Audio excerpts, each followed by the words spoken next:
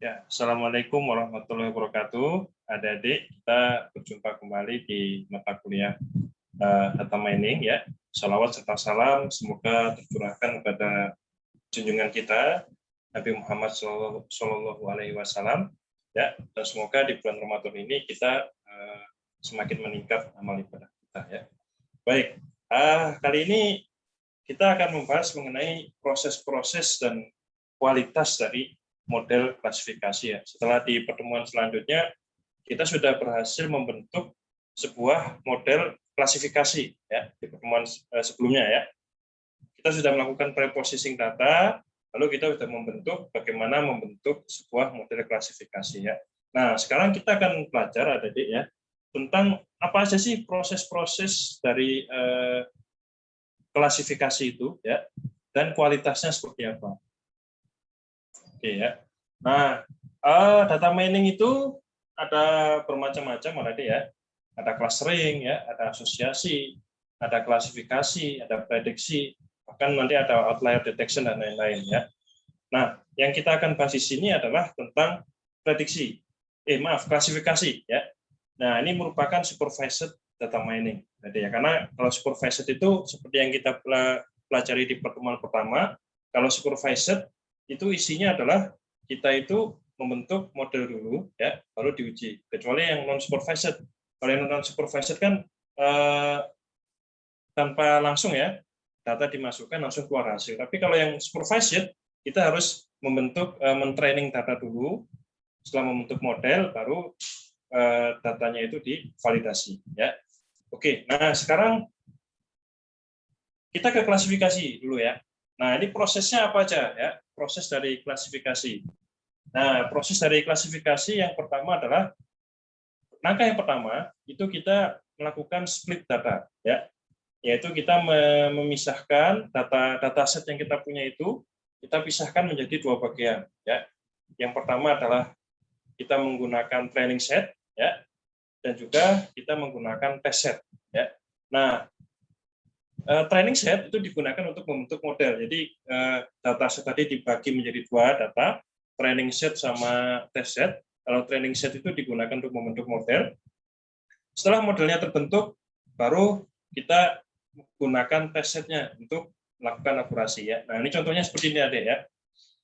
Dataset kita bagi jadi dua ya, yaitu training set. Training set itu tadi saya bilang bahwa untuk menciptakan model training set ya. Lalu ada sebagian kecil yang kita gunakan sebagai test set ya. Nah, test set itu sebagian kecil nanti setelah modelnya terbentuk ya, model yang di pertemuan kemarin itu terbentuk ya. Nah, nanti model itu kita lakukan validasi. Validasinya menggunakan apa? Menggunakan test set. Ya, jadi ini ada kita ketemu model di sini ya. Nah, nanti baru kita validasi. Nah, jangan-jangan model yang sudah dihasilkan oleh machine learning itu ternyata jelek ya, ternyata akurasinya di bawah 40% lah.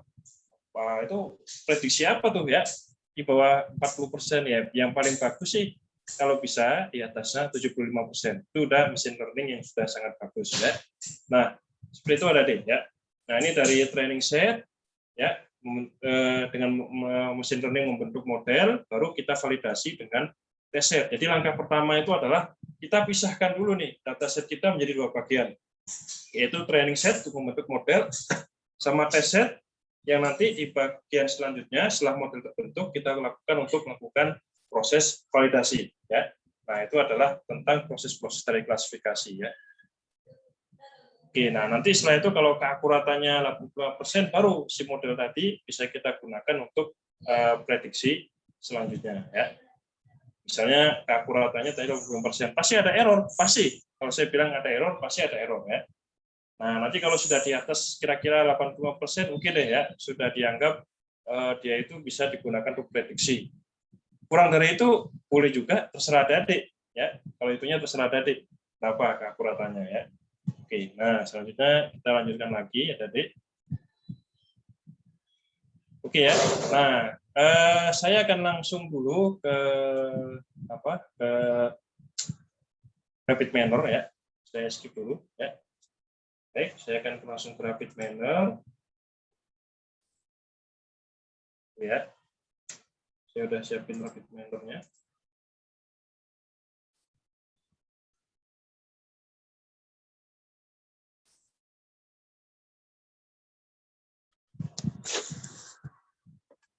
Ini sebentar ya.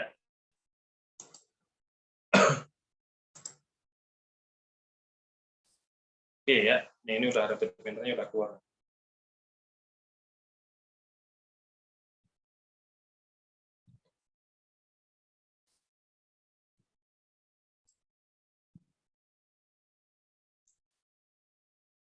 Oke ya. Nah, udah keluar seperti ini. Baik, yang akan kita gunakan adalah tentang income ya. Income yang saya jadikan kuis di pertemuan kemarin ya. Itu kita jadikan percontohan di sini ada ya. Nah, saya akan ajari dulu proses preprocessing saya ya. Kenapa bisa muncul model seperti ini? Kalau di slide-nya sih saya seperti ini ada di slide saya ya, yang di kuis kemarin ya. Jadi slide saya seperti ini. Sebentar ya, hasilnya.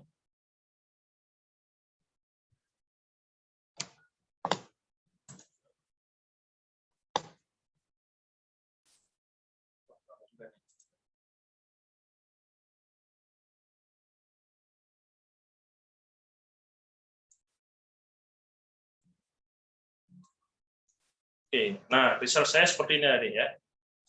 Nah, kalau seperti ini ya ceritanya itu kita bisa membaca dari data ini, dari model itu bahwa kalau misalnya orang itu kepingin kaya ya, kepingin punya penghasilan di atas 50.000, maka dia harus lakukan investasi sebesar 50.000. Kira-kira investasinya harus tinggi ya. Nah, kalau investasinya sedang, dia masih belum dianggap berpenghasilan tinggi. Nah, beda halnya kalau dia penghasilannya rendah ya. Nah, kalau penghasilannya rendah, ternyata untuk mencapai kekayaan di atas penghasilan di atas 50.000 dolar US dollar per tahun, itu tingkat pendidikan sangat mempengaruhi ya, Dati ya. Nah, di sini kalau kita lihat di sini ya, tingkat pendidikan itu bahwa orang itu baru akan punya di atas 50.000 kalau pendidikannya tinggi, misalnya pasca sarjana atau ambil sekolah profesi ya, yang mungkin kalau semakin tinggi pendidikannya dia bisa menjadi profesional. Itu pun ya supaya dia itu bisa di atas 50.000 ya, dia itu harus ambil kerjanya itu dengan waktu kerjanya di atas 50.000 di atas 33 jam per minggu ya. Nah, itu. Nah, kalau pendidikannya rendah gimana? Misalnya SMA, SMP, SD dan lain-lain ya. Nah, ternyata kalau pendidikannya rendah, ya dia masih penghasilannya di bawah 50.000 ya. Nah, kecuali kalau misalnya dia rendah banget ya. Nah, dia misalnya punya pekerjaan nih, rendah banget misalnya SD aja nggak lulus, tapi ternyata dia punya kemungkinan untuk penghasilan di atas 50.000. Asalkan apa? Nah, asalkan di sini dia pekerjaannya adalah seorang eksekutif ya, manajerial ya, jelas ya. Mungkin dia punya perusahaan sendiri atau perusahaan keluarganya, dia ditunjuk jadi bagian eksekutif. Tapi asalkan tadi kerjanya dia itu adalah di atas 66 jam per minggu. Nah, itu kalau misalnya kesimpulan dari model saya yang di kuis kemarin ya. Nah, sekarang kita ke desain, Adik-adik. Kita ke desain dulu, saya cari preposisi saya, kenapa bisa jadi seperti ini ya. Kita samakan aja ya, Adik. Nah, preposisi saya adalah saya gunakan di sini pertamanya adalah generate attribute ya. Nah, generate attribute bisa kamu dapatkan di sini ya, di blending attribute ya. Nah, di attribute sini lalu ada generation. Nah, ini kamu klik nih generate attribute ya. Nah, generate attribute itu artinya apa? Generate attribute itu kita menghasilkan atribut baru yang sebelumnya nggak ada di dalam dataset kita ya. Nah, misalnya saya tekan generate atribut di sini ya, saya tekan generate atributnya. Nah, ini kita bisa lakukan berbagai macam operasi untuk membentuk atribut baru ada ya. Nah, misalnya di sini kalau kamu klik ya, nah di sini bisa misalnya di sini adalah saya membuat atribut baru namanya capital total ya. Nah, di capital total itu saya maunya capital total itu adalah hasil dari pengurangan harta investasi min kerugian ya. Caranya gimana Pak? Bisa seperti ini. Nah, ini kita bisa buka add entry ya. Nah, misalnya di sini saya buat bayangan aja kapital semua ya, misalnya seperti itu ya. Nah, di sini kamu ada kalkulator seperti ini ya. Kalkulator itu bisa kamu gunakan untuk melakukan operasi ya tadi. Nah, di sini misalnya regular atributnya misalnya apa tadi ya? Saya misalnya harta investasi ya. lalu saya mau lakukan pengurangan, ya. Nah, ini bisa pakai basic operation, ya, minus dan lain-lain, ya. Nah, terus misalnya mau saya kurangi apa? Selain dia dapat investasi, kan kemarin ada atribut loss, ya, investasi yang rugi, ya. Nah, misalnya kamu kurangi sama kerugian, ya. Nah, nanti apply. Nah, nanti apply dia akan muncul atribut baru hasil dari harta investasi min kerugian, ya. Nah, atribut baru ini merupakan salah satu preposisi nggak ada, ya. Kalau ada juga misalnya kalian ingin melakukan kalkulasi tanggal, ya, kalkulasi hari, ya, boleh pakai ini. Nah, ini ada nih. Kalau misalnya di sebuah data mining itu membutuhkan yang namanya itu adalah kalkulasi hari, ya, misalnya dia lahir tanggal sekian, umurnya berapa, nah itu bisa menggunakan ini. Atau juga misalnya dia masuk perusahaan tanggal sekian, nah terus sekarang tanggal X, nah misalnya kamu membutuhkan atribut berapa lama dia kerja di perusahaan itu, nah bisa menggunakan ini, ya. Nah, akhirnya di sini akan muncul atribut baru, yaitu atribut investasi kerugian, ya. Misalnya saya remove NP aja deh, ya. Ya. Oke, saya cancel. Ya, nah sudah seperti itu. Nah, di select atributnya saya kemarin pilih apa aja, ya. Nah, ternyata saya memilih atribut-atribut yang memungkinkan untuk melakukan prediksi kira-kira orang tersebut penghasilan di atas 50.000 itu pengaruhnya faktor apa. Nah, kesimpulan saya, ya, menurut analisa saya yang membutuhkan adalah kapital total, ya. Berapa uang yang diinvestasikan di pasar saham serta berapa kerugiannya, ya. Ini keuntungan dari pasar modal total, ya. Nah, lalu ini yang mau kita cari, ya, gajinya yang mau kita prediksi. Lalu ada jam kerja per minggu, ini saya masukin, ya. Nah, yang menentukan lagi apa kira-kira? Pekerjaannya, ya. Nah, pekerjaan pasti menentukan. Masa montir sama profesor gajinya beda, ya. Ya pasti profesor lebih tinggi, ya. Nah, berikutnya tingkat pendidikan, ya. Ya, itulah karena tingkat pendidikan itu sangat menentukan di dunia kerja. Ya, kalau misalnya ada di SMA, mungkin kalau di perusahaan itu ya mungkin hanya bisa sampai foreman dan lain-lain, ya. Tapi kalau ada adik lulus S1, ya, nah itu tingkat pendidikannya itu sangat menentukan jenjang karir dari adik-adik, ya. Nah, ini tingkat pendidikan, oke, sudah, ya. Nah, berikutnya untuk menghindari apa kemarin tuh? Untuk menghindari dari missing, ya. Nah, saya menggunakan is missing, ya. Nah, pekerjaan is missing, ya, untuk menghindari menghindari missing value, ya. Nah, diskretisnya saya lakukan 2 kali ada, ya. Kalau misalnya dia itu adalah kapital total sama jam kerja per minggu, ya. Nah, dia itu di sini number of win-nya 3, ya. Ada 3 di sini. Jadi saya pilih jadi rendah, sedang, tinggi, ya. Nah, beda halnya kalau misalnya dia tingkat pendidikan, ya. Nah, tingkat pendidikan itu kan kemarin di dataset yang saya beri, tingkat pendidikan kan punya nilai, ya, nilai angka-angka, ya. Nah, itu saya diskretis, ADD, ya. Nah, number of win-nya 5, ya. Mulai dari SD, SMP, SMA, S1 sampai pasca sarjana ada di sini, ya. Ternyata tadi di model kita ketahui bahwa semakin tinggi, ya, tingkat pendidikan, semakin besar kemungkinan dia punya uang 50.000 dolar, ya, 50.000 US dollar, ya. Nah, berikutnya set rule. Ya, set rule berarti yang kita gunakan untuk prediksi adalah gaji. Kita kasih label, akhirnya di season. Nah, oke. Nah, sekarang kita masuk ke langkah pertama dari proses pre-processing, ya. Langkah pertamanya, langkah pertama dari proses klasifikasi, ya. Langkah pertamanya adalah kita melakukan pemisahan data, ya, antara data test sama training test, ya. Oke, misalnya di sini saya hapus, ya. Saya delete dulu, ADD. Decision tree-nya, ya. Oke. Nah, setelah itu kamu kasih di sini cari split data, ya. Oke, split data. Nah, misalnya saya klik, ya, sini saya pindahkan split data. Oke, ya. Nah, split data itu saya masukin di sini. Nah.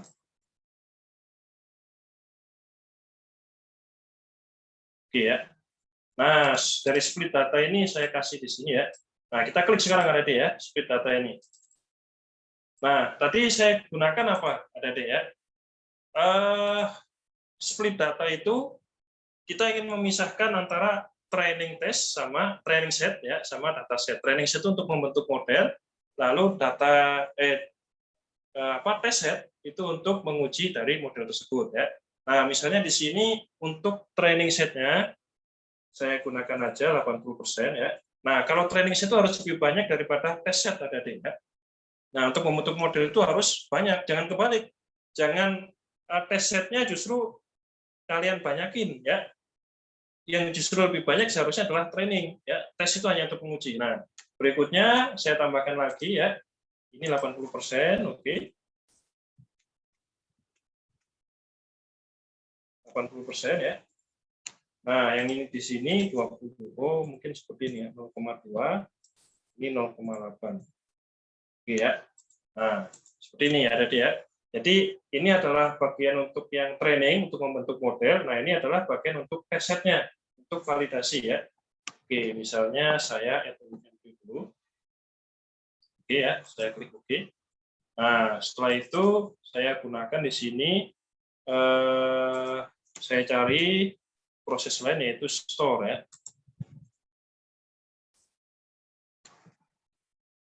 Oke, store saya klik lagi ya.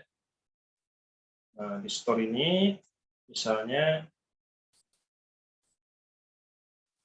oke, berikutnya yang lainnya lagi saya gunakan store lagi ya. Nah, di store ini saya pindahkan lagi ya. Nah, oke, nah setelah itu yang di sini store ini ya kita kasih nama ya. Misalnya di sini kita kasih nama namanya itu adalah test set. Misalnya, oke ya saya klik dulu visitor entry-nya. Misalnya saya simpan di data tadi ya, saya simpan di data sini. Nah, misalnya namanya adalah untuk penyimpan test set-nya itu kan tadi kan 0,8 untuk training, 0,20% untuk test set ya. Nah, misalnya saya kasih nama dia dengan nama training set income. Nah, misalnya seperti ini ya, training set income. Oke ya. Oke, nah sekarang yang di sini saya kasih nama dia dengan sebutan selain training set itu apa tadi? Test set ya. Test set income. Nah, ini test setnya. Ini untuk validasi ya. 20%-nya untuk validasi test set, sedangkan 80%-nya untuk membentuk model ya. Nah, kita oke-kan tadi ya. Kita simpan di data juga nggak apa-apa ya. Lalu kita oke. Nah, kalau sudah ya kita proses ya. Nah, sekarang kita lihat di sini ya. Di data ini pasti akan muncul yang baru ada deh ya. Ini kan masih kosong nih data ya, masih kosong ya. Nah, misalnya kita run programnya.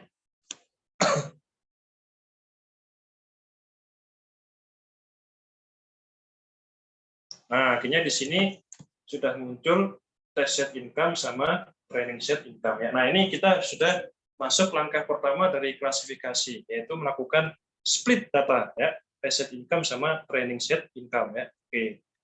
Nah, ini 80%-nya, ini training set income-nya 20%-nya untuk validasi, ini untuk membentuk model ya, 80%-nya. Nah, kalau sudah seperti itu, sekarang kita kembali lagi ke teori ya tadi ya. Kita masuk lagi ke teori. Nah, ya, sudah seperti ini ya. Oke.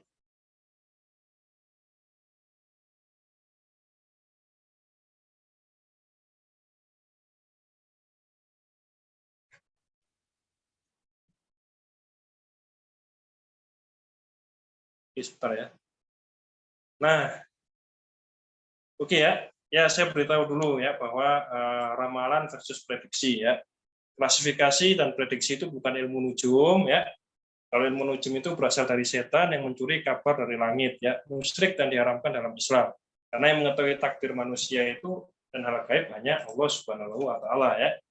Nah, berikutnya klasifikasi itu adalah ilmu prediksi berdasarkan data statistik dari pengalaman sebelumnya ya. ibaratnya learn from the past to predict the future ya. Kalau di ada orang Jawa pasti kenal yang namanya ilmu titen ya. Nah, data mining itu ilmu titen ilmu titen yang modern menggunakan statistik komputer ya. Misalnya di sini saya contohkan data statistik untuk menghadapi bencana Merapi ya, bencana. Nah, itu kan perlu data statistik kira-kira kejadiannya apa ya. Nah, kalau udah kejadian seperti itu baru di situ akan muncul ya. Hewan turun dari pegunungan, nah, tanda gunung akan meletus dan lain-lain ya. Itu contoh tanda-tandanya. Nah, sekarang kalau di pertemuan kemarin kan kita sudah membentuk model klasifikasi ya. Nah, sekarang kita harus validasi nih, adik-adik ya. Namanya aja ilmu titen ya. Pasti ada errornya ya. Nah, cara mengetahui kinerja model adalah dengan mengukur keakuratannya. Nah, akurasi itu adalah jumlah prediksi yang sesuai dengan kondisi aktual dibagi dengan jumlah keseluruhan data. Ya. Nah, proses perhitungan akurasi model ini yang kita kenal dengan istilahnya validasi. Ya. Nah, ada dua cara untuk mengukur validasi. Ya, semuanya akan saya keluarkan di UTS. Ya. Yang pertama adalah split validation dan cross validation. Ya. Nah, kalau split validation seperti apa? Nah, kalau split validation adalah metode perhitungan error yang terpisah dan bertahap antara data training dan data tes, ya, data untuk menguji kevalidan model. Nah, nanti kalau modelnya itu dibentuk, ada tahap pertama. Tahap pertama itu di training dulu dengan divalidasi dulu dengan modelnya sendiri yang 80% tadi, ya. Training validation itu mengukur keakuratan model dengan data training sendiri. Nah, setelah yang 80% selesai, baru dia digunakan untuk mengukur divalidasi oleh data tes yang 20% tadi. Ya. Nah, tes validation adalah mengukur keakuratan model tersebut dengan menggunakan data tes. Ya.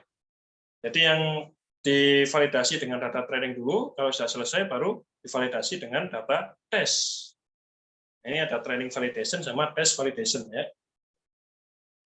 Oke, sebelum kita bahas kelemahannya, kita lanjut lagi ke rapid manner ya. Kita akan lakukan split validation terhadap model kita ya. Oke, nah misalnya saya skip dulu ada D. Ya, saya skip dulu. Baik. Nah, sekarang saya akan lakukan split validation di sini. Saya membentuk file baru ya. Proses baru di sini ya, new proses. Blank proses lagi ya. Oke, misalnya ini saya yes kan.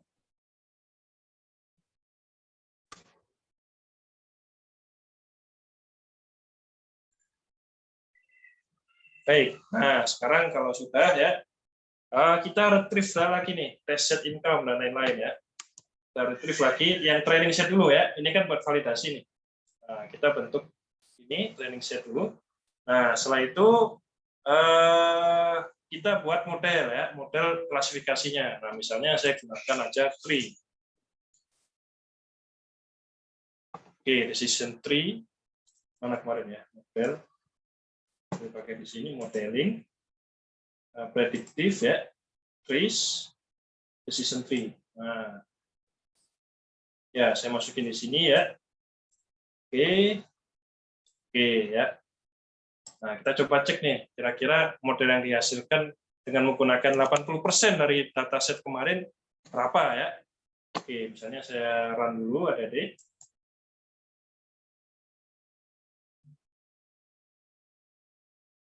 Nah, ternyata sama ya, 80% tetap sama ya. Kesimpulannya juga sama, ini jam kerja per minggunya juga semakin tinggi pendidikan dia bisa punya kemungkinan 50.000 dan juga dia harus kerja 33 per minggu dan juga investasinya harus di atas 50.000 ya. Sama kayak yang tadi ya. Nah, cuman di sini pekerjaannya adalah 50 sama 50 ya. Oke. Nah, sekarang kita ke desain ya. Oke ya. Nah, ini 80% ada deh ya. Coba kita lihat di sini ya. Misalnya saya run dulu ya. Saya run. Nah, ini datanya itu sudah tereduksi jadi 80% untuk membentuk data ya. Nah, misalnya kita ke statistik nih. Nah, di sini hanya sampai 24.000 ya. Padahal kan datanya ada 26.000 ya. Nah, yang 2.600 lainnya yang mana? 4.000 yang lain. 4.000 yang lainnya digunakan buat di dataset, ya, test set. Nah, kalau sudah seperti itu, kita balik lagi ke desain ya. Oke, misalnya saya kembaliin lagi yang decision tree tadi di sini.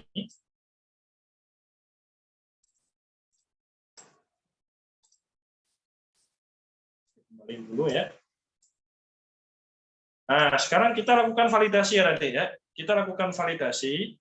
Nah, kita panggil test set income-nya. Test set income itu yang 4.000 data yang lain yang digunakan untuk memvalidasi dari si modelnya ini ya. Oke, nah misalnya di sini kita tambahkan proses baru ya, namanya adalah apply model. Apply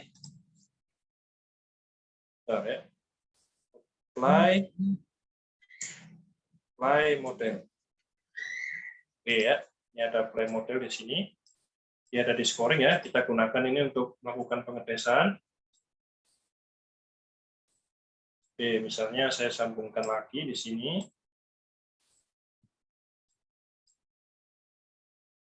Oke ya. Oke, sebelum di sini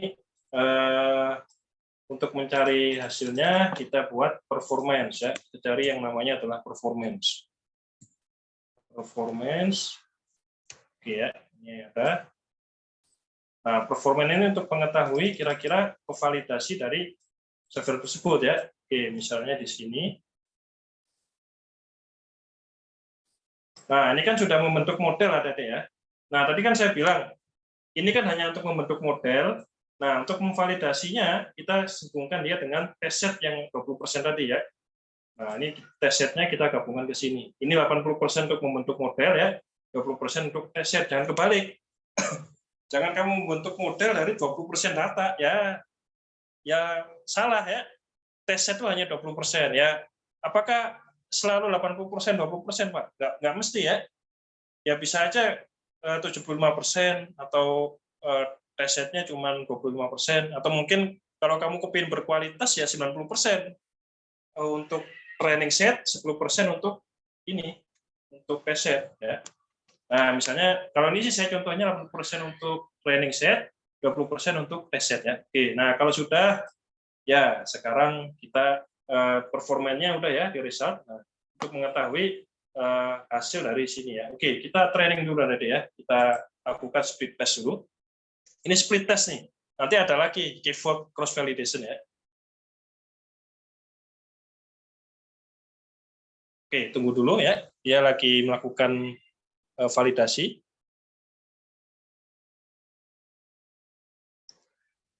Nah, ini keluar nih ya. Nah, ternyata ya.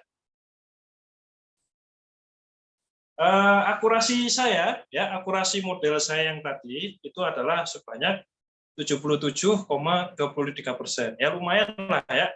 Ya ini ibaratnya dari dari 4 prediksi 3 benar, 1 salah gitu ya. Itu ya. Akurasi saya ternyata 77,23% benar. Ya.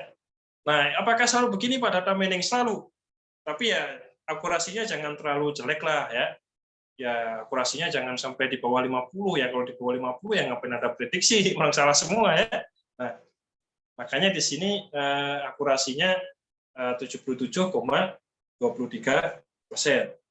Benar salahnya ternyata lebih benarnya 77,23% ya.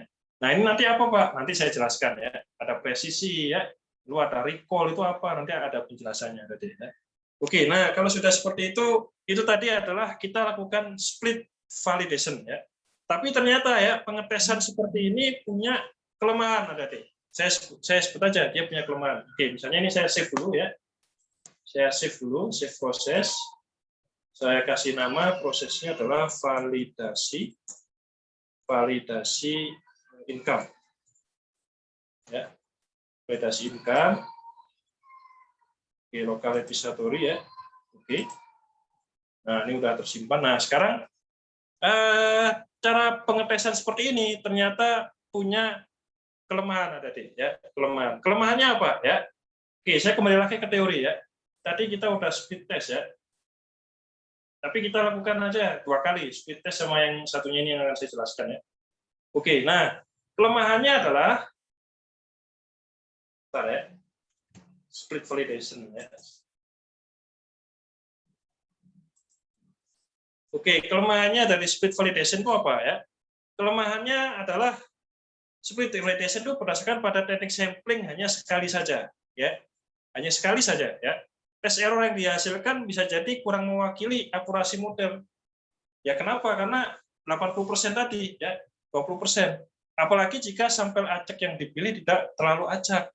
Saya misalnya paksa aja tadi ya, 80% test set, 20% itu misalnya atasnya langsung ya, atasnya 80% buat model training, 20% buat test set ya.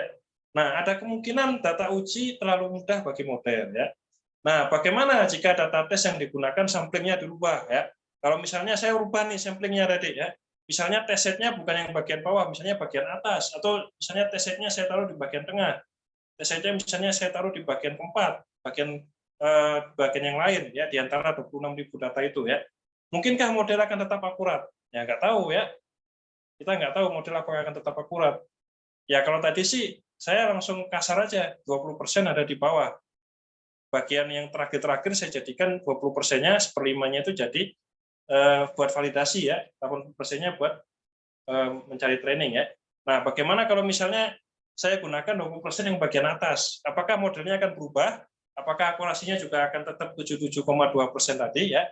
Nah, itu makanya itu muncul pertanyaan dari split validation. Nah, akhirnya para ahli di bagian data mining menciptakan suatu konsep baru yang disebut dengan k-fold cross validation. Nah, kalau yang tadi itu hanya sekali pengujian, maka k-fold cross validation ini dia melakukan berkali-kali pengujian. Ya. Nah, seperti ini dia lakukan iterasi.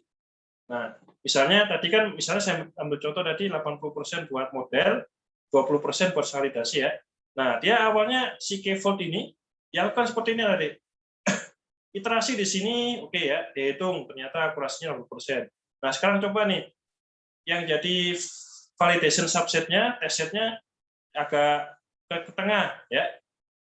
Nah, ternyata 80%. Lalu dihitung lagi validation testnya dia taruh di bagian tengah, ternyata 85%.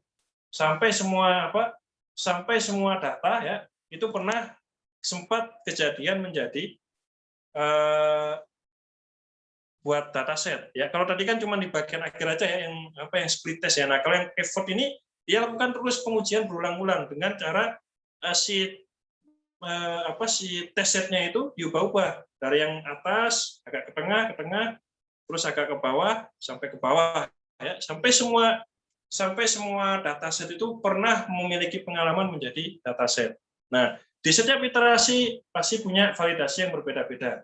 Nah, setelah itu dia lakukan final akurasinya adalah dia lakukan pembagian rata-rata, average ya, dilakukan average ya. Oke, nah misalnya sebelum ke situ kita kembali lagi ke rapid miner ada deh ya. Kita kembali ke rapid miner. Nah, kita kembali lagi ke proses yang income biasa. Ini kan validasi income kan pakai split test ya. Nah, sekarang kita ke proses income-nya. Ya, oke, sudah sampai sini. Reposisi sudah terjadi. Nah, kita sudah menghasilkan test set income sama training set income sudah kita simpan di data ya. Nah, sekarang kita hapus lagi ini ya. Sekarang kita akan lakukan yang namanya k-fold cross validation ya. Saya delete. Ini juga saya delete ya. Nah, sekarang kita gunakan tadi k-fold cross validation. Oke, k-fold.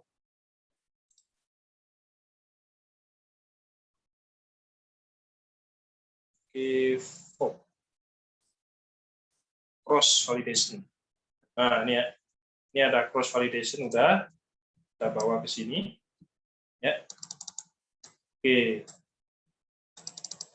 Oke, kita start ya.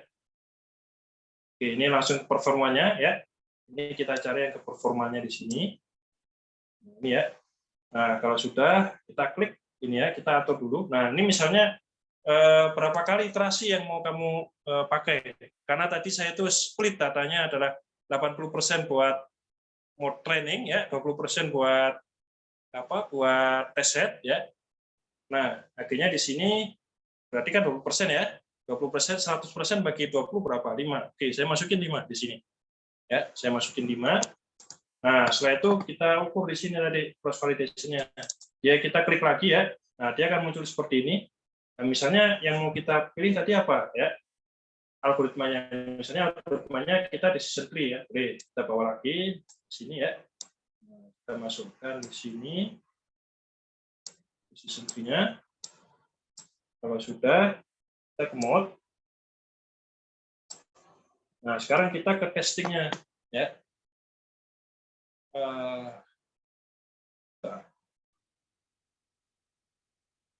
Sebentar ya. Oke, kalau nggak salah ini pakai testing apply ya. Performance.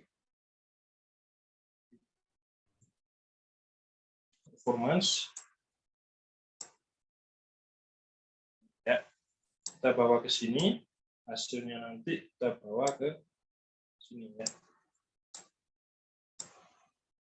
Oke, misalnya, saya lupa nih.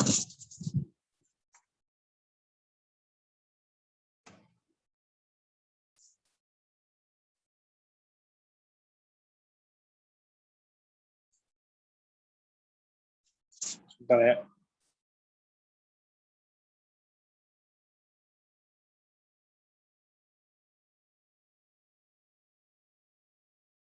Oke, split validation.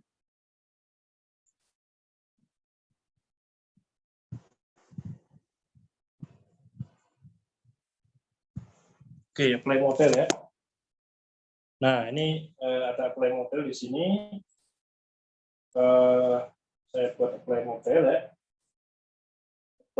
Saya buat apply model ya.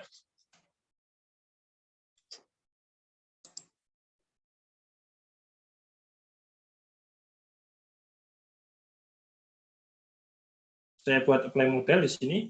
Apply model.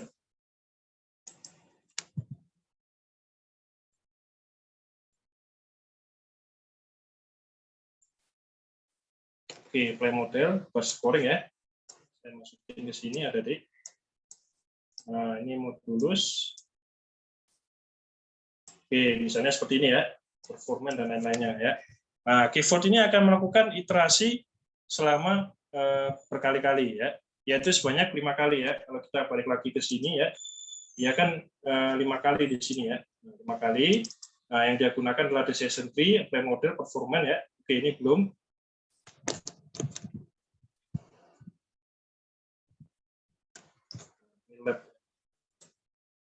Nah, ya, sudah ya. Oke. Nah, kalau sudah ya. Nah, kalau sudah, sekarang kita eksekusi. Dia akan lakukan iterasi sebanyak 5 kali ya. 5 kali jadi test set-nya itu dipindah-pindah gitu. Nah, setiap iterasi itu test set-nya berubah-ubah. Dia dari atas ke bawah ya. Nah, nanti setelah itu dia bagi jadi rata-rata ya. Oke. Nah, kita run lagi programnya ya.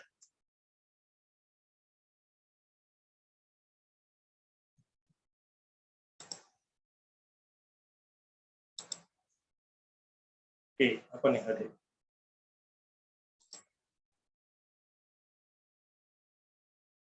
Koneksi mesin.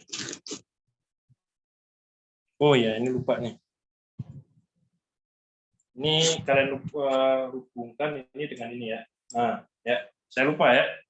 Oke, kalau sudah kita kembali lagi ke sini ya, kita run. Oke, masih lakukan perhitungan. Ya, kita tunggu ya. Dia masih melakukan performansi. Nah, ini ya. Nah, ternyata ya, kalau saya menggunakan apa tadi? Keyword cross validation ya, ternyata akurasinya meningkat ya. Menurut keyword cross validation akurasi saya menjadi 77,93% ya. Nah, akurasi itu apa tadi ya? Akurasi itu ini ya, jadi dia menghitungnya rata-rata terus ya. Dia test set-nya berubah-ubah. Nah, ini ya. Oke, itu tadi adalah kita melakukan keyword cross validation ya. Nah, mungkin muncul pertanyaan, ya tiba-tiba kok seperti ini, Pak? Ya, kalau akurasi sih kami tahu, ya akurasi itu apa. Tapi ada presisi sama ada recall. Kira-kira maksudnya apa? Presisi sama recall itu, ya. Nah, saya jelaskan ada di presisi sama recall, ya. Oke, nah di sini saya balik lagi ke teori, ya. Oke, saya ke from current slide. Oke ya. Nah, tadi udah keluar ya hasilnya. Itu. Nah, tadi ada prinsip presisi sama cross validation, apa sama recall. Nah, kira-kira apa ya? Nah, kita masuk dulu ke confusion metric ya. Confusion metric ini sering dipakai di dunia statistik ya. Confusion metric sering juga disebut sebagai error metric. Ya. Pada dasarnya, confusion metric memberikan informasi perbandingan hasil klasifikasi yang dilakukan oleh sistem dengan hasil klasifikasi sebenarnya ya. Confusion metric berbentuk tabel matriks seperti ini ya. Nah, ada true positif, false negatif, sama true negatif ya. Nah, itu maksudnya apa ya? Maksudnya itu ya, kalau yang confusion metric ya, true positif itu artinya adalah data aktualnya dia memang positif ya, misal pendapatannya di atas 50.000 dan hasil prediksinya ternyata cocok ya, pendapatan di atas 10.000. Nah, ada juga yang false positif ya. Menurut hasil akurasi ya, dia itu pendapatannya positif di atas 50.000, tapi ternyata data aktual yang sebenarnya orang itu ternyata kurang dari 50.000. Nah, ini yang disebut dengan error yang pertama ya. Ada juga true negatif. Nah, kalau true negatif itu misalnya pendapatannya negatif, dia kurang dari 50.000 ya. Data aktual sebenarnya, tapi hasil prediksinya ternyata juga sesuai. Pendapatannya juga kurang dari 50.000. Nah, itu adalah true yang negatif. Nah, yang true false-nya adalah hasil prediksinya, positifnya adalah hasil aktualnya. Nah, yang negatif ya, false negatif itu artinya data aktualnya sih dia positif, penghasilannya di atas 50.000, tapi ternyata ya hasil prediksi malah memprediksi sebaliknya, yaitu negatif. Misalnya pendapatannya kurang dari 50.000 ya. Nah, kalau akurasi kita udah tahu ya, itu adalah jumlah prediksi yang benar dibagi dengan jumlah keseluruhan data. Tapi ada juga yang presisi. Kalau yang presisi itu jumlah prediksi yang benar dibagi dengan true positif ditambah false positif. Artinya rasio prediksi benar dibandingkan dengan keseluruhan hasil yang diprediksi positif ya. Jadi yang prediksi benarnya itu dibagi dengan keseluruhan hasil yang diprediksi positif, itu presisi ya. Nah, begitu juga dengan sensitivitas atau recall. Sensitivitas itu menggambarkan keberhasilan model dalam menemukan kembali sebuah informasi ya. Nah, sensitivitas itu adalah rasio prediksi benar positif dibagi dengan keseluruhan data aktual yang benar positif. Kalau ini keseluruhan hasil yang positif ya, yang presisi ya. Nah, kalau yang sensitivitas itu berdasarkan data aktual. Ya, saya ambil contoh, kita kembali lagi ke rapid manner ya. Nah, ini ada akurasinya 77,93%, artinya dia nilai benarnya dibanding keseluruhan data itu 77,93%. Nah, ada juga class precision 78,88%. Ini artinya apa?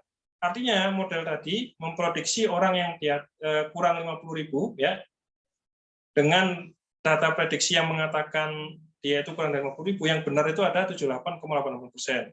Nah, yang di sini presisinya 67,28. Artinya di antara orang yang diprediksi di atas 50.000 ya, ternyata yang benar itu adalah 67,28. Nah, di sini juga ada data recall. Jadi data recall ini kalau 96,42% itu artinya adalah yang dinyatakan 50.000 ya, yang dinyatakan 50 prediksi benarnya ya.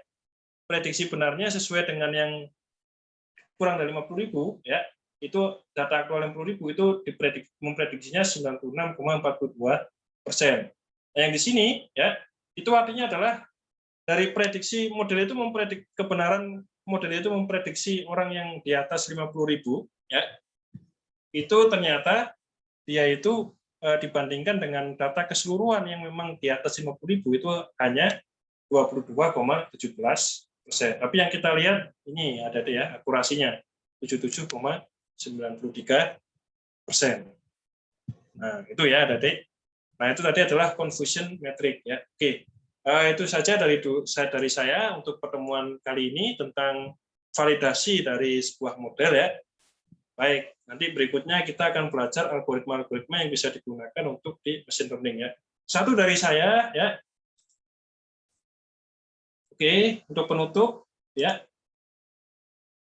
Ya, ini ada sedikit pesan dari saya bahwa ya, tak ada machine learning yang prediksinya akurat 100%. Machine learning itu hanya menyimpulkan data statistik dan pasti ada error. Yang akurat 100% hanyalah Allah Subhanahu wa taala. Karena ilmu dan kehendaknya meliputi segala sesuatu ya. Baik, karena itu dari saya ya. Saya tutup. Assalamualaikum warahmatullahi wabarakatuh. Semoga mendapat ilmu yang bermanfaat.